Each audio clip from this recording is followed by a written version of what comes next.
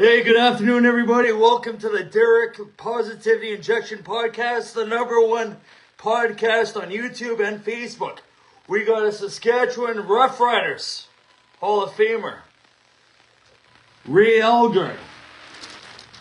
And Elgaard is a CFL Hall of Famer from 2002. He won the Grey Cup in 1989, which was the 77th Grey Cup. The Saskatchewan Roughriders were 9-9 going against the red hot Hamilton Tiger Cats, 12-6. He is an all-time leader in the CFL with receptions and receiving yards, 830 receptions.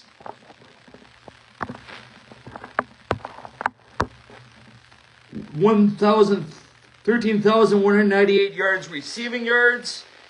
He has 8 1,000 yard seasons. He's a 1988, 1990, 1992 Most Outstanding Canadian. He played rugby growing up, and he also went to college in Utah. And he was born in Edmonton, and again, he was one of the most renowned CFL players of all time. And right now, he's living in Nevada, where it's hot, and in Winnipeg, it's cold. It's -12 Fahrenheit. Mr. Ray Elgaard will be joining us very shortly.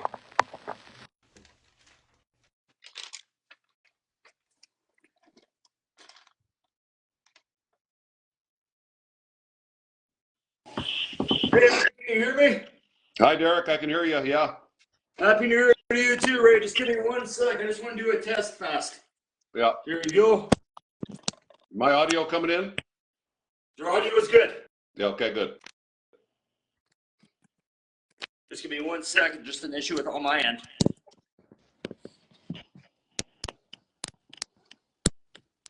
Can you hear me? Yes. Okay, Ray. So again, we're just letting our listeners. You're living in Nevada. What are 3 distinct things about being positive that you love living in Nevada compared to living in Canada? Taxes, weather, Nice. and the ability to walk aimlessly with liquor in your hands. Nice. Yeah. It's a real bonus when you're going from bar to bar. Oh, absolutely. So this is a positivity injection podcast, Ray, and we had a wonderful conversation about a couple hours ago figuring out this technology. Yeah. I just want you to sort of talk about how your Christmas was, how your New Year's was, Yeah. and we'll get this podcast rolling. Okay. Well, that won't take long. Christmas was nice but quiet. My daughter lives in Utah, in Salt Lake City, and I went up there for a few days and got cold. It's not as cold as Winnipeg, but it's a hell of a lot colder than Vegas was. But it was nice to go up there. She works at the hill, so we palled around on the hill a little bit. And then New Year's last night, just same old weekend night, sort of. Out at one of my favorite haunts, listening to some good live music, and home at bed before 12. Awesome. Yeah. So compared to your days working at Checkers in Saskatchewan, I guess those days are past you, correct? Yeah, that's I got quite a bit of fame out of that Checkers thing. I'm not even sure if I worked there more than a month, but anyway, it was a fun little gig to have, when you're a new player and not getting paid much kind of player. So that was fun time. Awesome, Ray. And if you had to say again, I just want to know a little bit more about you, like your upbringing a little bit. What is the history behind your family's name? My family's name is Danish. My father was a first generation Danish immigrant, came over on a boat with his family. They were scared of the Nazis, were coming, kind of thing. Right. And they settled in a Danish enclave in Alberta called Pinoka. And my mother's family is Swedish. So the name is from my father, he's Danish, but my mother's family is Swedish. So we had a Scandinavian upbringing. Father grew up in a farm, like a worker on a farm kind of kid. Right. Similar to kids in Saskatchewan probably 100 years ago, where you got up at 4, did a bunch of chores, and then you walked to school. And so we had a nice middle-class upbringing with, good values and hard work and, parents that were there for us. So it was all good.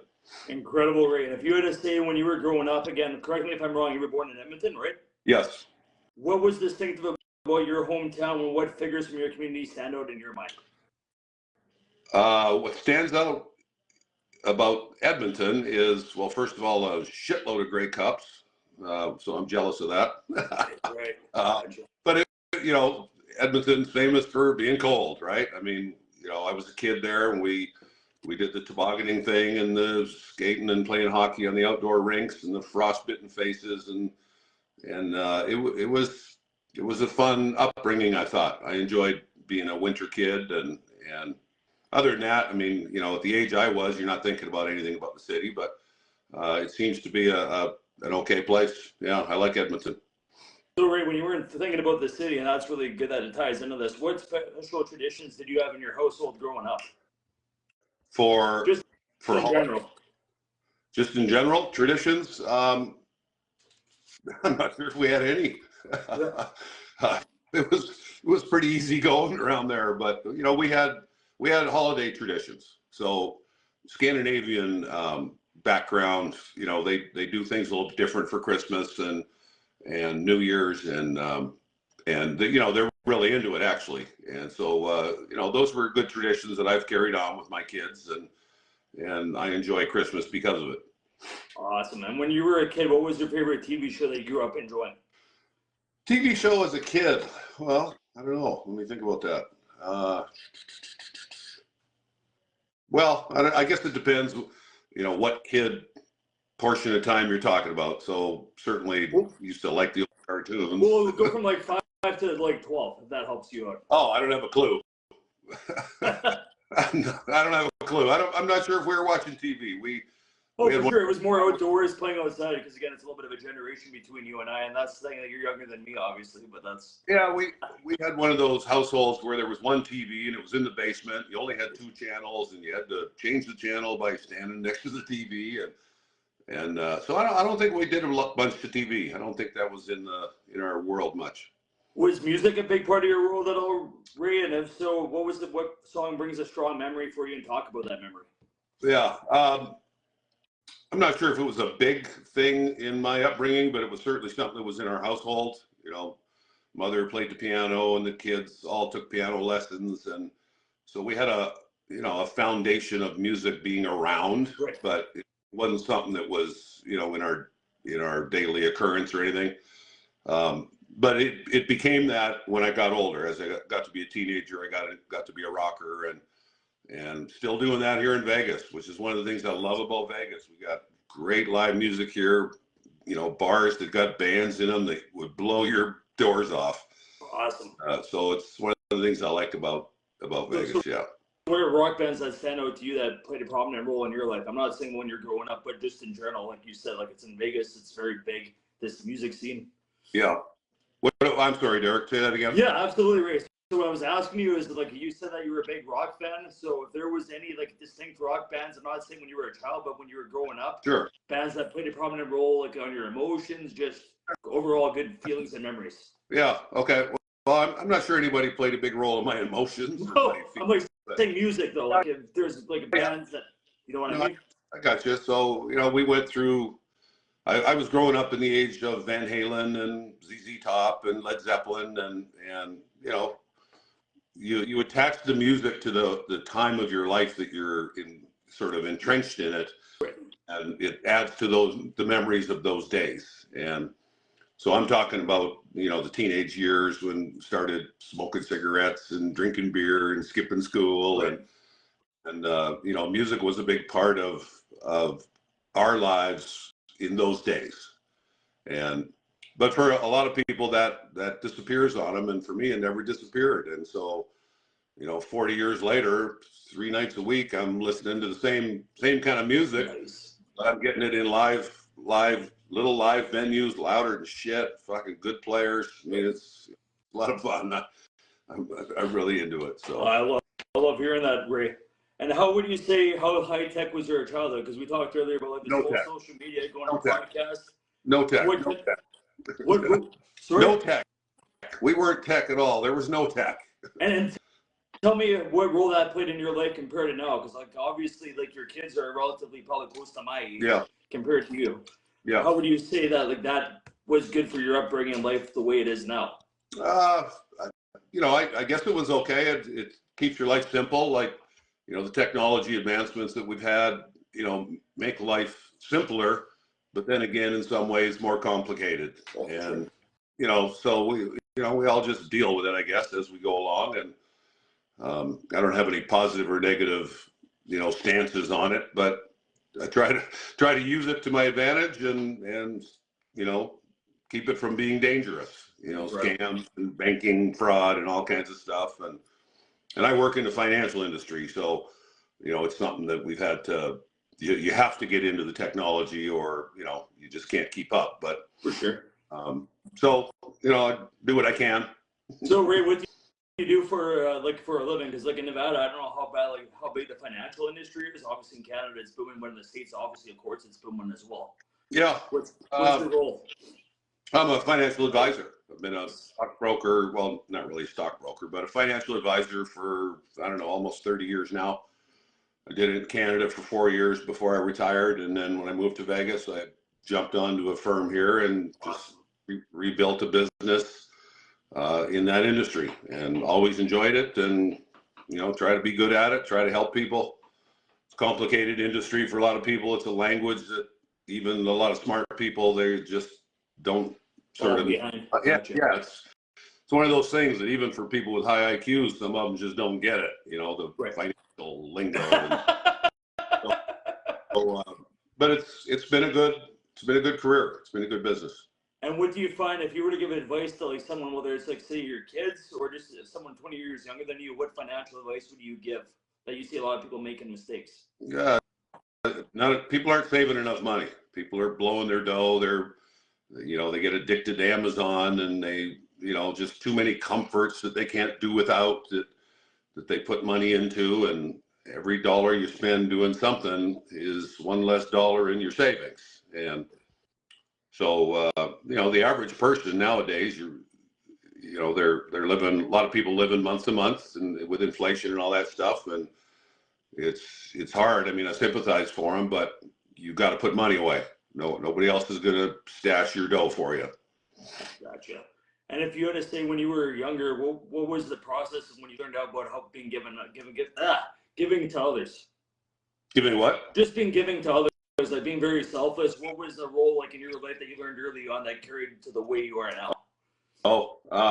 Well, I don't know if I'm selfless.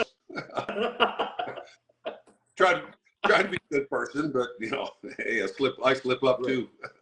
No, I don't know. I don't think there was any influence in my life specifically from that. There was no, or certainly not in the family.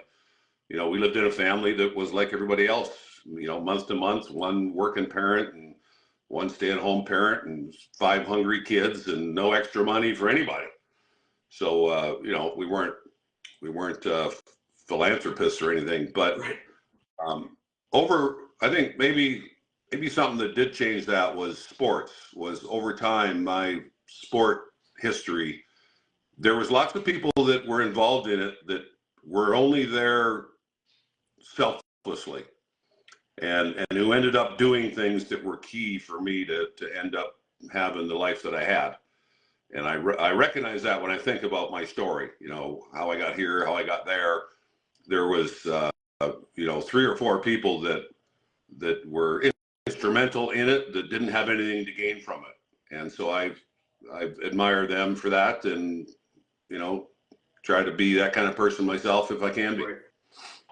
So fast forward, Ray, like again, this is more about like tying your life together. So again, when you were in youth, I guess you moved from Edmonton to Utah, and you played a lot of rugby? No, or is that you got a little black hole in there a little bit. I left Edmonton when I was in grade 6 and grew up in Vancouver. Wow. Yeah, so Vancouver is what I consider to be my hometown. Nice. Edmonton's my birth town. And so I had high school in Vancouver, and playing high school sports and rugby and stuff, which was the alpha male sport in Vancouver.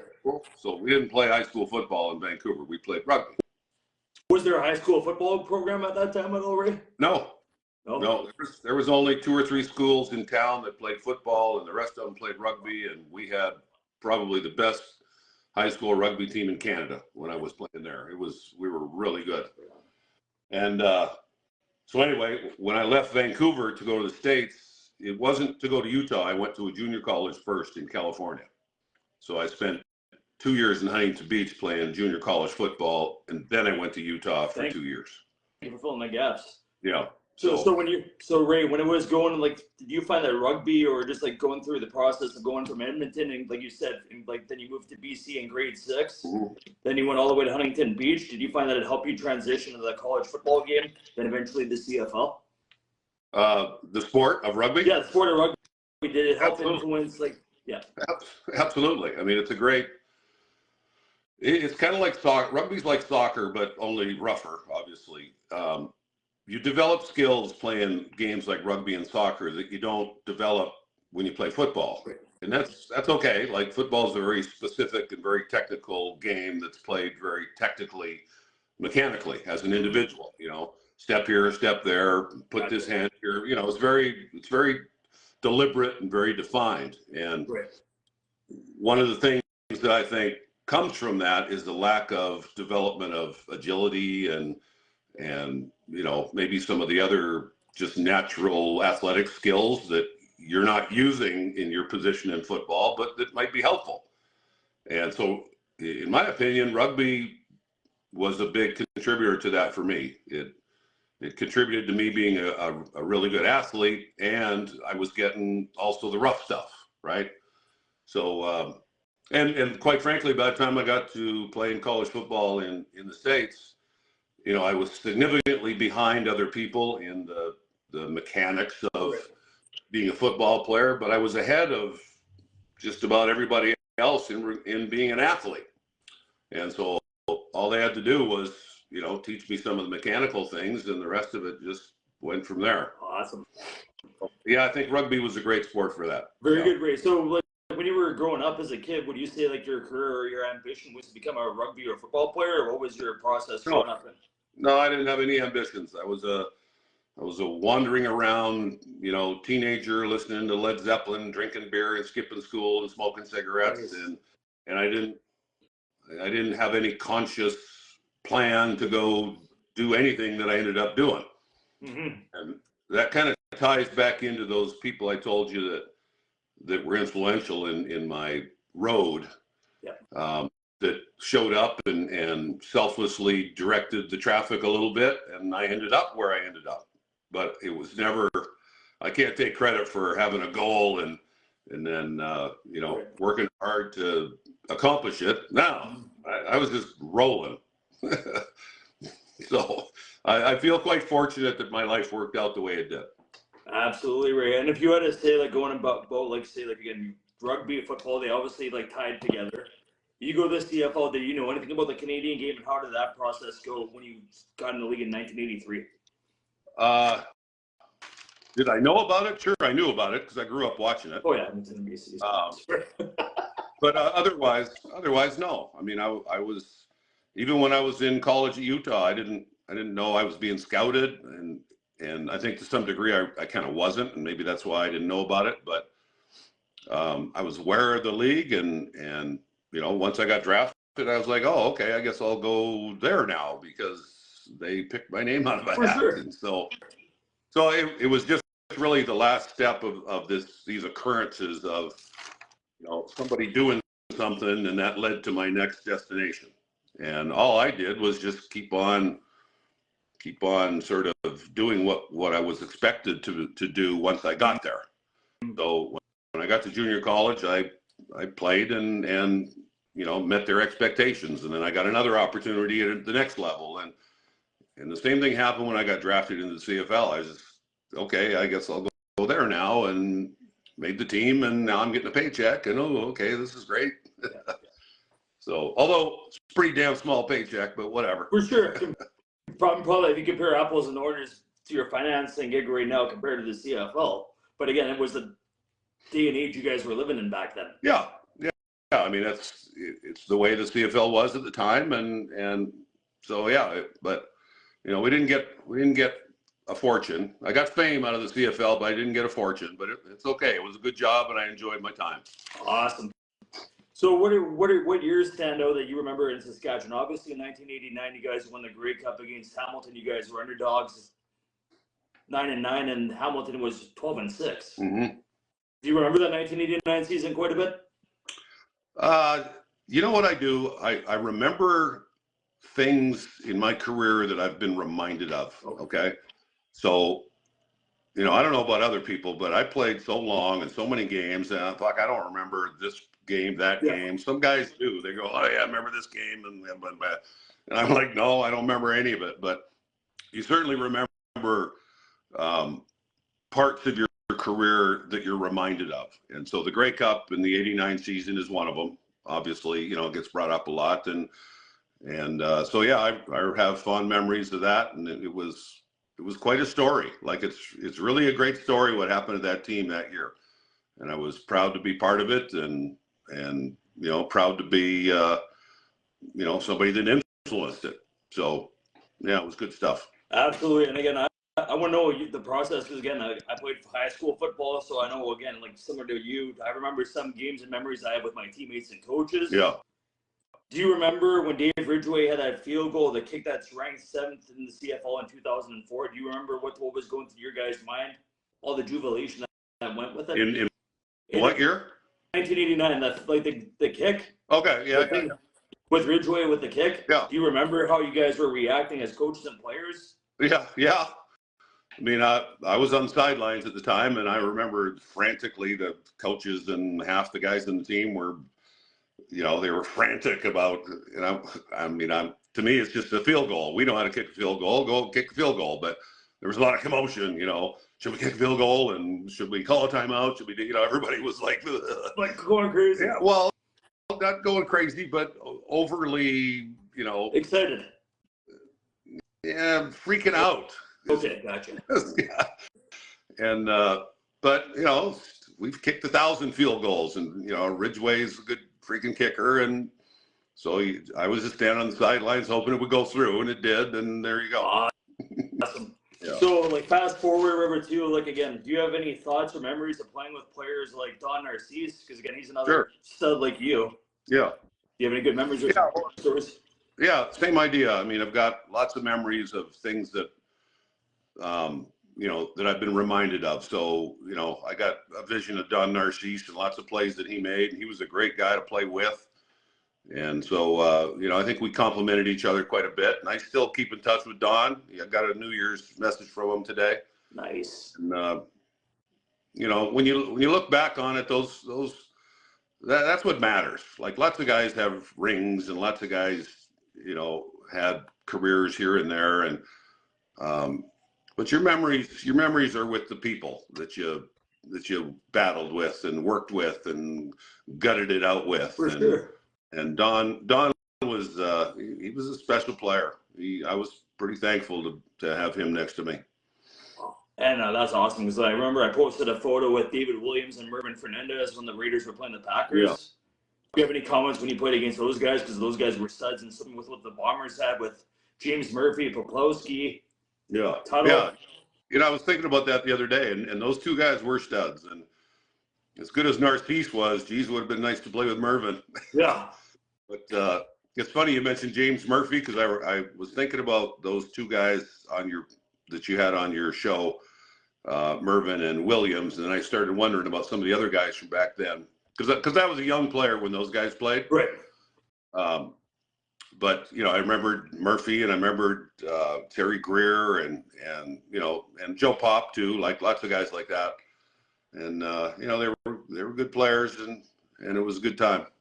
For sure. And like, again, going back again, if we're talking about like your career, like it's hard to remember, but again, in 1989, you guys won the Grey Cup. The Bombers won in 84. They won in 88 and 90, and you guys were like sandwiched in the middle. You guys had Tom Burgess, who eventually came over to Winnipeg the following year. Oh, yeah. What was it like having Tom Burgess and Ken Austin as your quarterback, or memories and stories with those guys? Yeah, well, it was great having both of them. They turned out to be, well, they were both on their own good quarterbacks. They were both capable of being starting quarterbacks all the way. And it's probably a difficult situation for them because of that they were both on the team and both deserving to, you know, sort of be the guy. but that was a benefit for us that, Kent got hurt in the semifinal in Edmonton, and Burgess came in and threw a couple of touchdown passes, and we, won the big game. And then Kent came back in a great cup and lit it up. I can't remember his stats, but the guy was a machine. Absolutely. And those two guys handled that situation really well, and it was great playing with both of them. I thought both of them were just fabulous players. Awesome. And then two defensive backs. Obviously, you guys probably did scrimmage and practices. What was it like playing, or memories and stories with Richie Hall and Glen Suitor? Well, you practice against them, but you're not practicing against them the way you play people. No, for sure, obviously. They were great teammates, great players. I had one story with Suitor. Suitor and I got in a big fight one year at training camp when he was a rookie, and I picked him up and slammed him on his head, and that was the end of that. But we were always great teammates. He was a great player, I thought, and a real, just one of our cornerstone guys. As our team evolved towards the '89 Grey Cup. Yeah. Like, we won the Cup in '89, but it didn't happen in '89. It didn't all just take place in '89. No. There was an evolution to our team that pieces that came probably from the years when you started from '83 all the way to '89. Absolutely. And so, these two new guys on the team replacing those two guys, and this coaching staff, and there was an evolution to the feeling around town about the team, and there was changes in the stability of the league at the time, Sure. Up and down, and lotteries and pay cuts and shit. Yeah. So, the '89 Grey Cup was a riot, but it was a team evolution that lasted 4 or 5 years that was really interesting when I think back on it. For sure. And then, to my research, Ray. Both of those guys, Glenn and Richie, were key components of that. Yeah. And Richie's done like great as a defensive coordinator when he was with you guys in Saskatchewan, and obviously when he came to us in Winnipeg, but also even when he's had head coaching since. He's just an overall good guy. Yeah. Oh yeah, it's a great guy. Great guy. Yeah. So if you had to say, Ray, I don't know if you remember this. It's based on my research in 1989. It was noted that you guys had 18,000 fans, and that shows about with what you were saying earlier about 1983 to '89. It was foundational pieces and minus 10-degree weather after you guys won the Grey Cup. Do you remember the parade afterwards? I remember. Yeah, I'm not sure if we even had a parade in Regina, but I remember we flew home with the cup that night or the next night. No, I think it was that night. No, the next night. And there was kind of an impromptu parade. We got off the plane and they shuffled us all over the stadium. And is that where you were saying there was 18,000 people? That's correct. Yes. Yeah. Okay. So it was freezing cold and nighttime, and yeah, it was pretty cool. There was, the place was, half the stadium was jammed, and we just went out there and waved at everybody, and but then from there, everybody goes their own way, and there's lots of stuff going on in the streets, parked cars in the middle of the roads, and people honking. It was like New Year's, right? So it was cool. It was a great memory. Absolutely. And then to circle back with what we were talking about earlier, Ray, about bankruptcy, pay cuts, and what have you, it says it was revealed that after the Grey Cup, during your championship run, nearly bankrupted the team. Do you remember how that whole process was as a player? Yeah. I mean, I remember certain parts of it, certainly. I remember, there was this cloud that just hung over the league for 3 or 4 years where, geez, what is it going to survive? Is it going to live? Is it going to make it? Yeah. And, and then reality from that cloud hits home when they come to you and say, hey, we need to take back some of the money we promised to pay you. Yeah. And so now it's, hits home that this is something that's real and significant. And then they, and then the next step was expansion to the U.S., which created all kinds of new experiences and a new flavor to playing in the CFL. So it was quite an interesting time, and I guess obviously the club made it through it, the league made it through it, and I'm glad to see you guys doing well there. What was your favorite place to eat in Saskatchewan? If you've been there since, and what are some of your memories in Saskatchewan? Some of my memories in Saskatchewan? And favorite places to eat. I don't know if they're still around, obviously. Places to eat? Yeah. Well, I've always been I've always been a big fan of Saskatchewan pizza, and I tell everybody everywhere I go, you know, if the topic of pizza comes up, I tell people how great it is in Saskatchewan, and nobody believes me. You know, I'm talking to somebody from Texas, and I tell them how great the pizza is in Saskatchewan. They go, "No way." But, I don't recall having any specific places, but I'm always a big fan of the pizza there. Love it. Incredible. And what's your take on the people and the fan base in Saskatchewan from your memories?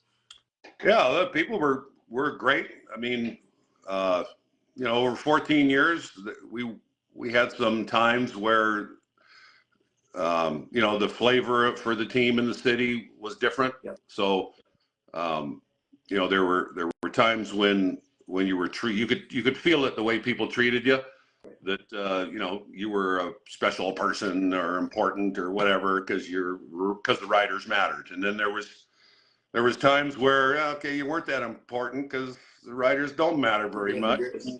Boo, you know.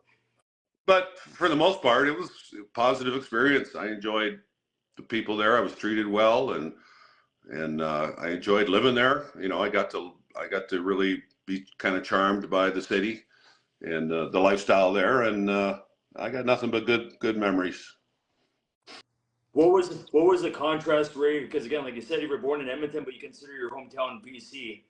When you go to a place like Saskatchewan, polar opposites, all three of them in their own unique way. Yep.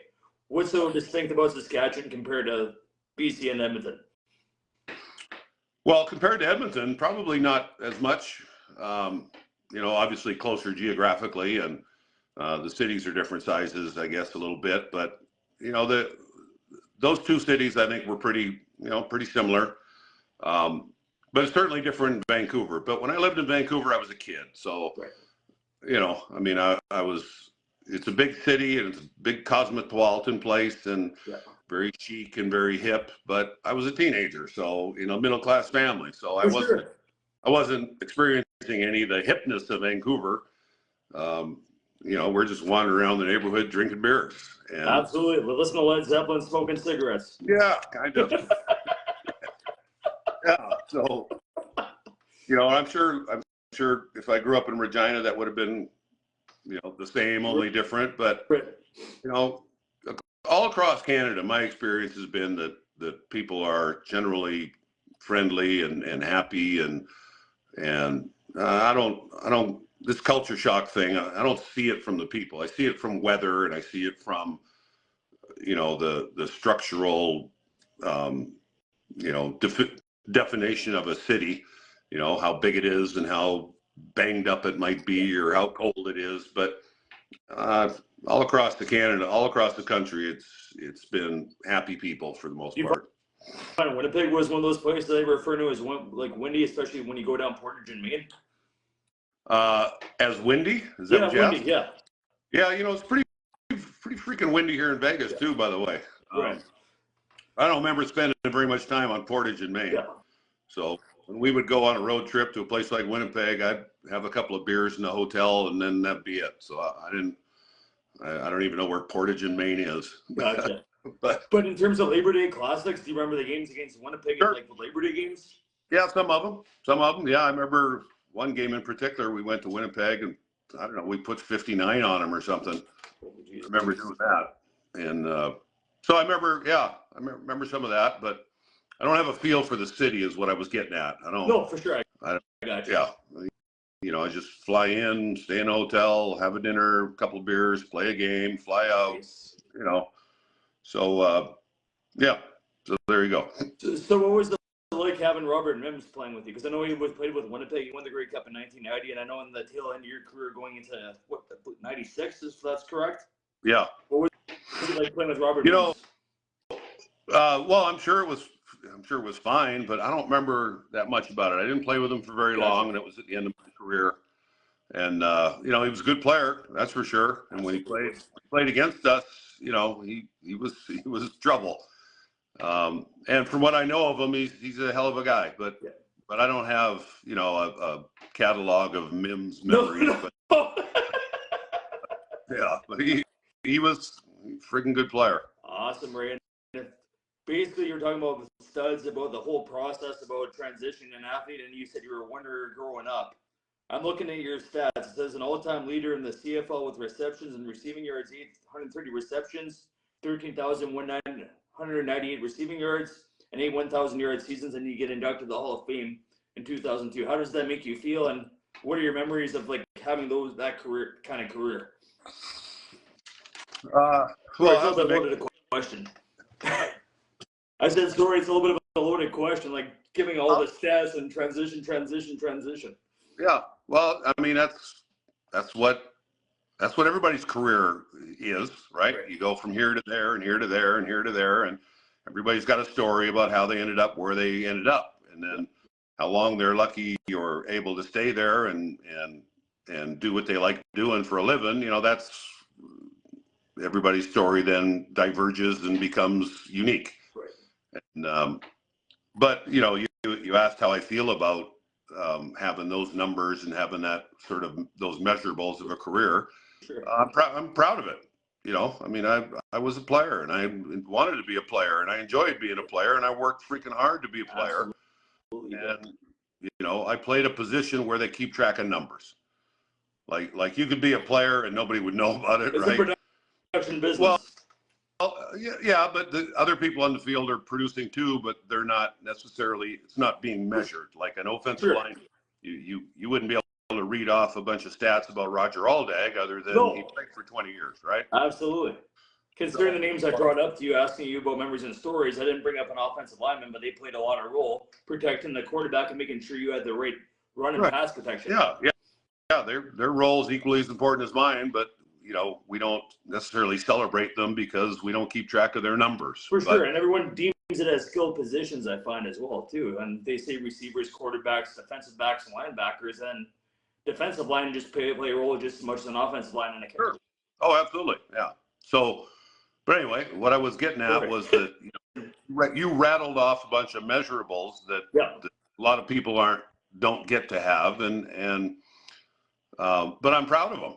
So, you know, my measurables put me at the top of a lot of lists and have me sort of pretty close to the top, but a lot of those lists to this day. And so I'm proud of that. I worked hard to be a good player. Absolutely. And what would you say your motto in life is?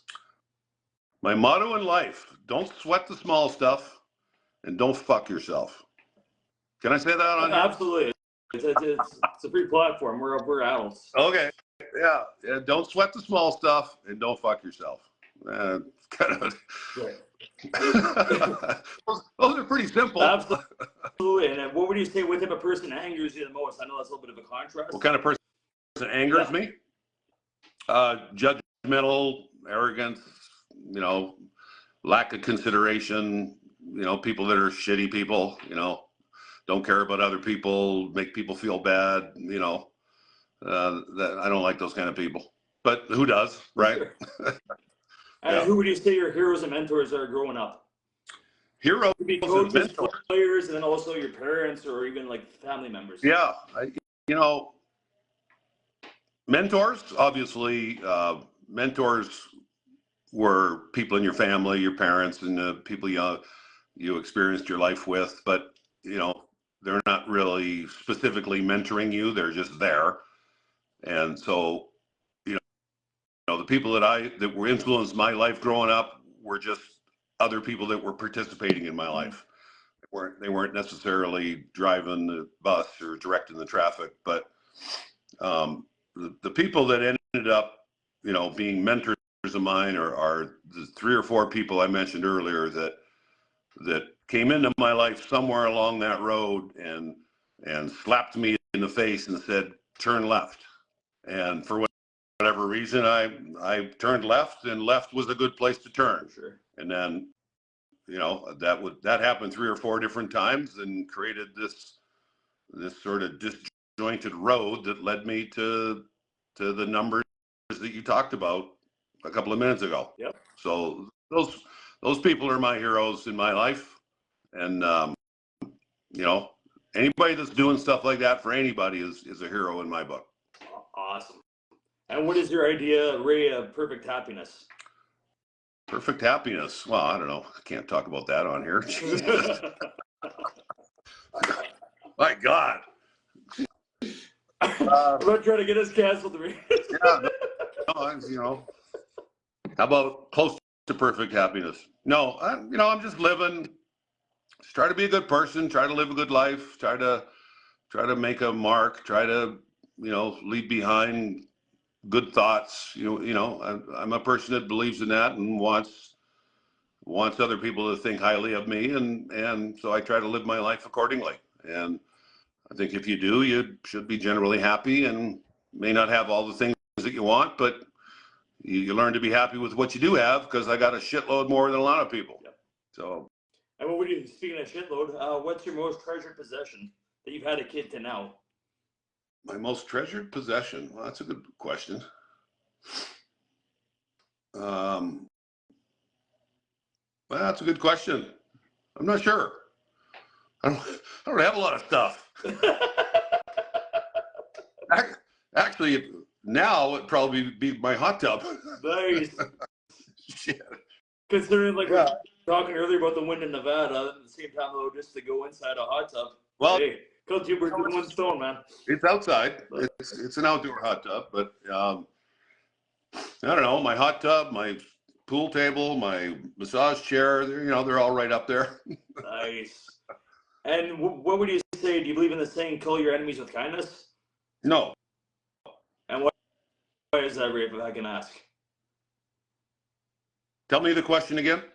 Do you believe in the saying, kill your enemies with kindness? No. No. If somebody's an enemy, then they've done something that disqualifies them from receiving my kindness. So, I don't spend a whole lot of my life with negativity and revenge or anything. No. But no, you stay in your lane and they stay in their lane. I get the whole thing. If you've done something that makes you an enemy, then fuck it. So, that's all. For sure. Yeah. And what song makes you dance uncontrollably? What song? It could be your days at Checkers. It could be the day at Nevada at a nightclub, whatever. Yeah. Kashmir by Led Zeppelin, good song. Yep. And what is your favorite movie? Oh, that's easy. Training Day. Training Day. Really good movie. There you are. I'm going to wrap. I have a few questions and we'll wrap this thing up. It's been a really good interview. Yeah. What is a book or books you've given that most as a gift and why? That I've given mostly as a gift? Yeah. I've got a book that there's only really one book I've ever really given anybody, and it's a book about cross-border finances and taxes for people from Canada that moved to the U.S.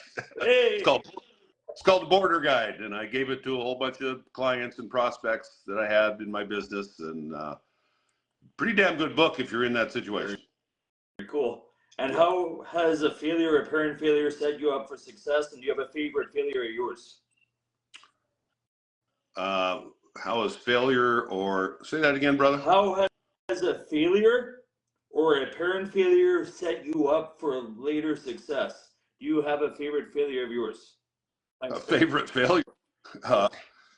No, I don't have a favorite failure. And,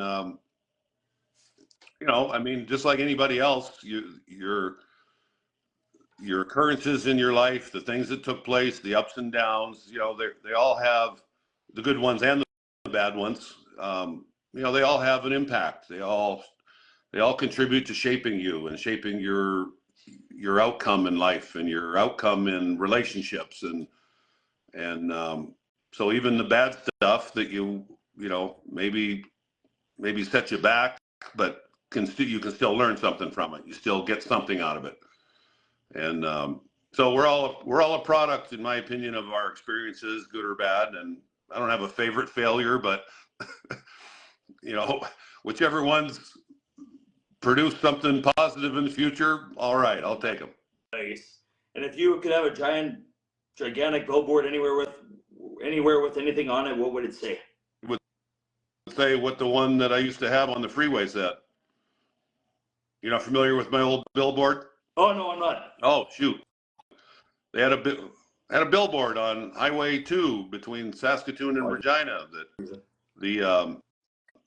the club put up 3 of these billboards when me and George Reed and Ron Lancaster all had the league records for our positions.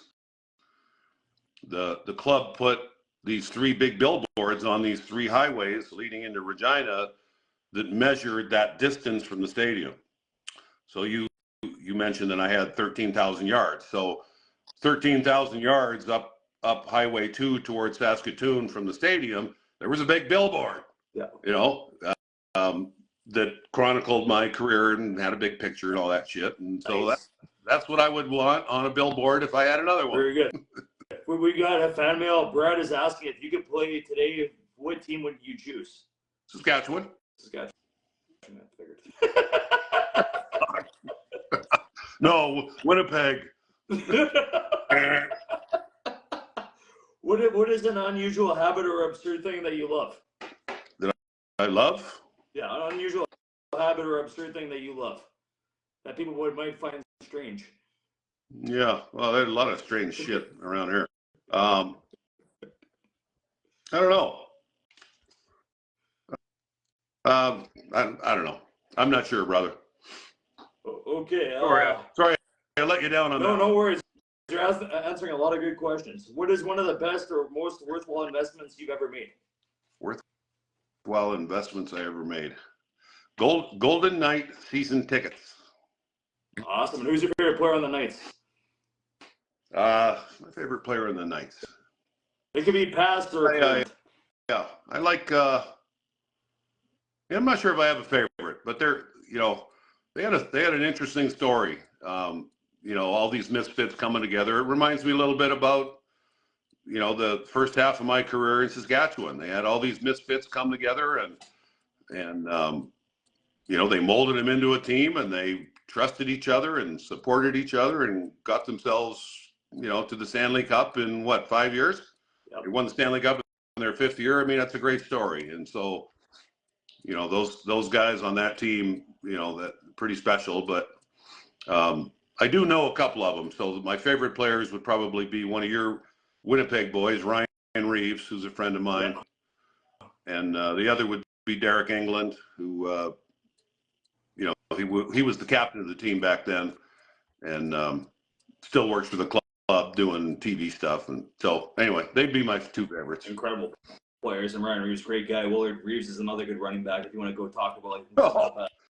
Yeah, you think? Yeah. He should be in the Hall of Fame. Not just my opinion. I don't know why he's still in the Hall of Fame. Nope. How many years did he play? I think he played about 6 or 7, if memory serves me correct. Yeah, that's probably the only reason why he possibly wouldn't be in the Hall of Fame is longevity. He was a monster. Oh, for sure. He was a freaking monster. So I got a lot of respect for Willard Reeves. Absolutely. I'm glad I didn't play defense. No, for sure. But again, speaking of defense, who was the best defensive player or the hardest hitter you went up against? Hardest hitter I ever went up against? I don't know. I didn't really go up against the kind of guys that were the hitter dudes. Like, you'd run into some linebackers now and again, and yeah, I don't know. A lot of good players. A lot of good players. A lot of guys that I can could ball. For sure. They were fun to play against. I respected every freaking one of them. Awesome. And who, in your opinion, was the best quarterback in the CFL? When I played? When you played, or even currently right now? Yeah. Well, I think it's pretty obvious that Flutie was the best quarterback that ever played. Yeah. Although it's hard to, it's not really fair to some other guys to say that, because some people are great players. They play on shitty teams, and that's all there is to it. You can't overcome that. But I guess the usual suspects: Warren Moon, Flutie, Ronnie Lancaster, and then our guy Kent. Kent was a freaking great quarterback, And Tom Burgess is an example of what I was just talking about. He's a great player, but wasn't in a position to be, in that conversation. But both of those guys, great quarterbacks to play for, and I was thankful to be on the team with them. Awesome. And in the last 5 years, what new belief, behavior, or habit has improved your life? Going to bed earlier. Yeah, going to bed earlier.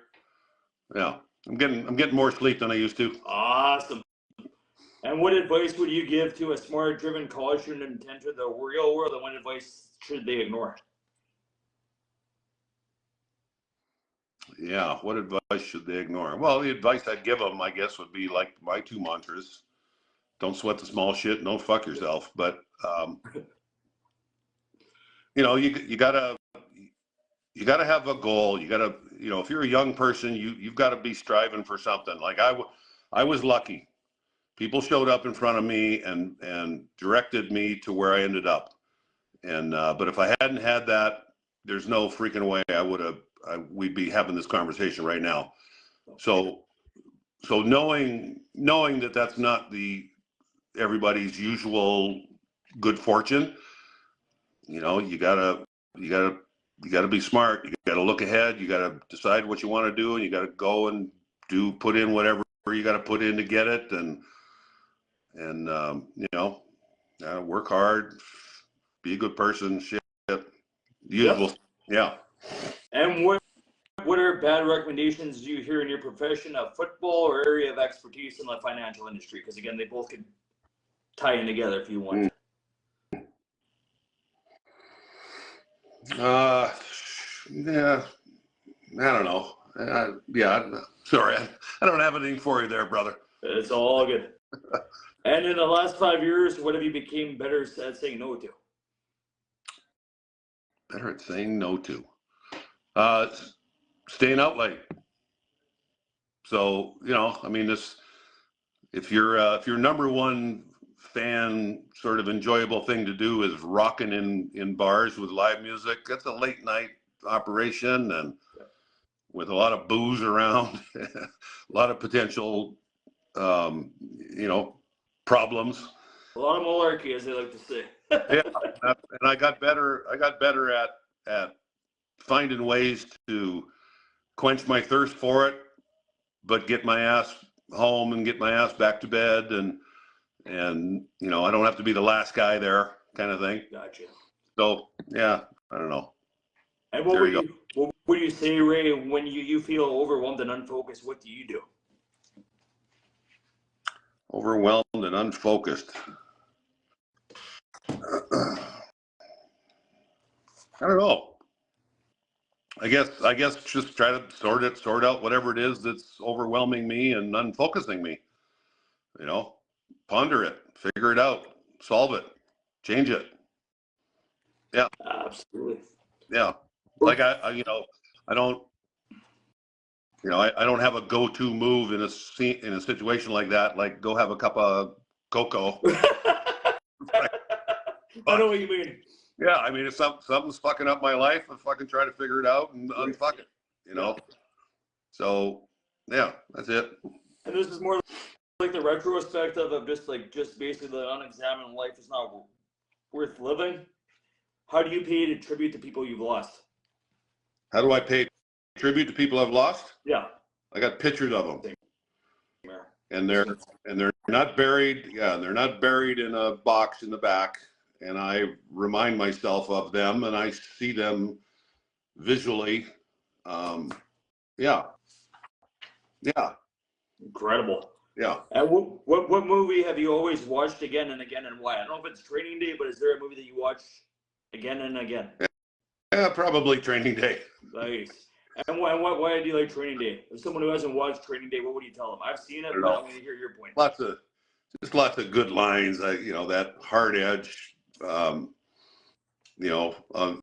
Rough around the streets kind of thing, and some of the lines, Denzel's performance, and you disloyal fool ass bitch made punk. I just thought it was a great movie. I don't know. And what personal ritual has stuck with you in your whole life, and why is it significant? Personal ritual? Yeah. You don't have any? Going in the hot tub, having a beer, I don't know. Well, no, that's not a ritual. That's so I don't have any rituals per se. Like I don't read the horoscope every morning. Like I got to do that first before I do anything. No, I just get up and start doing the things I do. Awesome. And describe the most difficult thing you ever had to do physically or mentally. Did you do it alone or did you have support? Most difficult thing I've ever done physically, I'm doing it right now. I'm recovering from a shoulder surgery that's been hard. Oh, and so thanks for reminding me. Sorry about that, Ray. And what quality is your Achilles heel? You've tried to change it, but it's who you are, and how has it hindered your life? What quality? What quality is your Achilles heel? Ah, good one. Sarcasm, probably. You know, I got a quick wit and a sarcastic wit. It's never used with bad intention, but sometimes it's taken that way. That your sarcasm wasn't that funny. Oh, for sure. You know. We get it. But yeah. Okay, now name one person from your whole life who made you laugh the most. Describe what that person did was funny and tell a story that always makes you smile. Well, it would be my daughter for sure. And she does a lot of things to make me smile.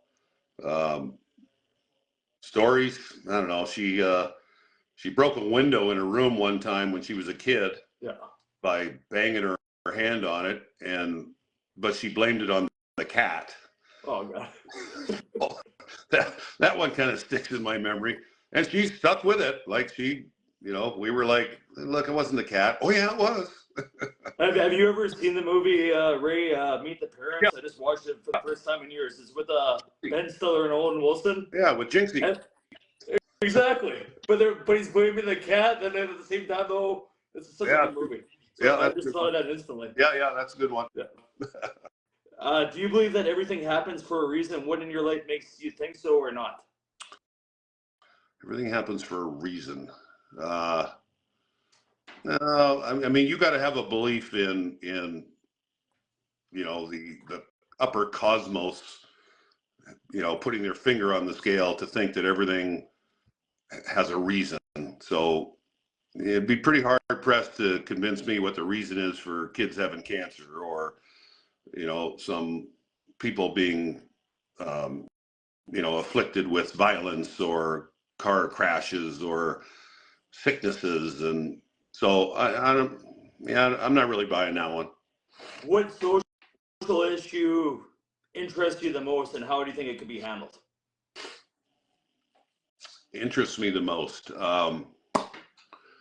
I don't know what interests me the most, but the social issue that I've got a heavy heart about is poverty. I don't know if that means it interests me the most, but I have a lot of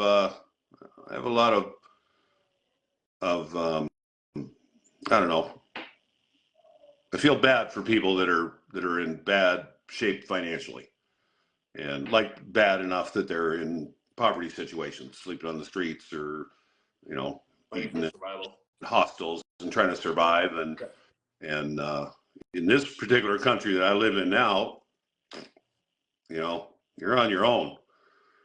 So that's rough, and I feel bad for people like that. Sure. If you could change one major historical event outside your own life, what would it be and why? One major historical event. Historical event. Change one major historical event.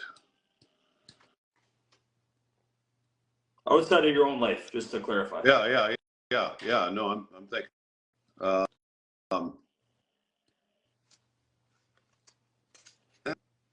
don't know. There's a lot of historical events that caused a lot of trouble in the world. I can't think of one specific one that I would put above others, but it's rough out there. Absolutely. And what What would you say, Ray, as reflect on a person in your life who wasn't a blood or legal relative, whom you still consider family, and why? Somebody who I consider family, and who why? Isn't blood or a legal relative? Yeah, I don't know. I don't think there's nobody comes to mind that I would say makes me feel like they're family, because if they're not family, they're not family. For sure. But certainly there's been people in my life that mattered a shitload and had a big impact on, you know, my journey, I guess. Some good, some bad. Yeah, but I wouldn't put anybody in the category of I see them as family. Gotcha. So if you had to say, Ray, if this was your last interview, how would you want to be remembered, and what would you want your legacy to be? How would I want to be remembered? Well, I'd like to be remembered by, you know, positively, like most people, and thought of well and talked of well, and